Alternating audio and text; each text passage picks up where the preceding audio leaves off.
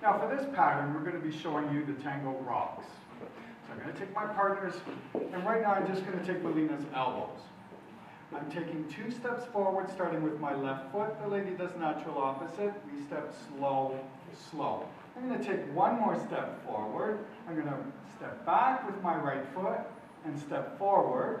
And now I'm going to step forward with my right foot, back with my left, and we're going to do a tango close. So we'll do that again, and I'll do the count for you. So we're going slow, slow, rock, rock, step, rock, rock, step, and tango close. So if we do this in dance position, and slow, slow, quick, quick, slow, quick, quick, slow, and tango close.